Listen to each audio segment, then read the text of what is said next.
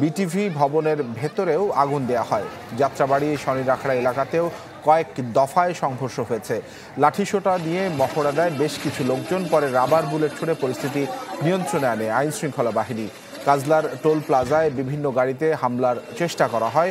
অন্যদিকে হামলা পাল্টা হামলা হয়েছে উত্তরাতেও। মিরপুর 10 নম্বরেও চলছে ব্যাপক সংঘর্ষ।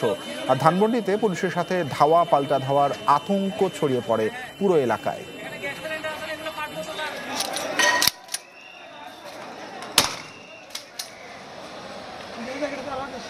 পুলিশ আমাদের দিকে টিয়ার সেল ছুটতেছে, আমাদের দিকে গুলি ছুটতেছে। আপনার ভিডিও লাগবে, প্রুফ লাগবে, নিজের মুখে আজকে টিয়ার সেল খাইলাম। ছাত্রদের জন্য পুলিশকে নিরাপত্তা রাখছে। এই নিরাপত্তা কোথাতে কি হবে? কোথায় নাতিমতি কে চালাবে? সন্ত্রাসীকে সন্ত্রাস। বিকেল নাগাদ যাত্রাবাড়ি এলাকায় চলমান যে সংঘর্ষ, তার 3 পক্ষের সংঘর্ষের রূপ নেয়। আইনশৃঙ্খলা রক্ষাকারী বাহিনীর সদস্যরা রয়েছেন যাত্রাবাড়ির এই অংশে, অপরদিকে যাত্রাবাড়ি মেয়র মোহাম্মদ হানিফ টোল প্লাজার ওই পাশে রয়েছেন আন্দোলনকারী শিক্ষার্থীরা। আর এর পাশাপাশি কিছুক্ষণ আগে এখানে ক্ষমতাসীন দল বাংলাদেশ আওয়ামী লীগের সহযোগী সংগঠনের নেতাকর্মীরাও এই সংঘর্ষে জড়ায় এবং এখন কিন্তু বলা চলে 3 পক্ষের সংঘর্ষ চলছে। রীতিমতো রণক্ষেত্রেও পরিস্থিতি। যাত্রাবাড়ি শনিরাখড়া রায়েরবাগ থেকে কাজলা পর্যন্ত পুরো এই সড়ক জুড়ে এই পরিস্থিতির আসলে সমাধান কোথায় তাও আইনশৃঙ্খলা রক্ষাকারী বাহিনী কুল কিনারা করতে পারছেন না।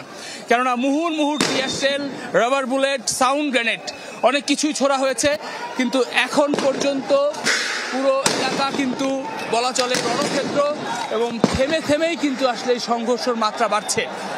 আমরা দেখছি যে এখন বিকেল হয়ে গেছে, তো তারপরও কিন্তু গতকাল রাত থেকে যে সংঘর্ষ শুরু হয়েছে যাত্রাবাড়ির এই সড়কে, সেই সংঘর্ষ কিছু চলমান রয়েছে। একটু আগে দেখলেন র্যাবের নেতৃত্বে যে কাজটা হয়েছে, আমার নেতৃত্বে, সেটা আমরা কিন্তু ডিসপাস করার চেষ্টা করেছি। আমরা চাই যে এর মধ্যে তারা ক্ষান্ত হবে এবং যারা উত্তেজিত জনতা আছে তারা তাদের জীবন এবং তার রাষ্ট্রীয় সম্পদের ক্ষতি না করে তারা ঘরে ফিরে যাবেন, এটা আমাদের প্রত্যাশা।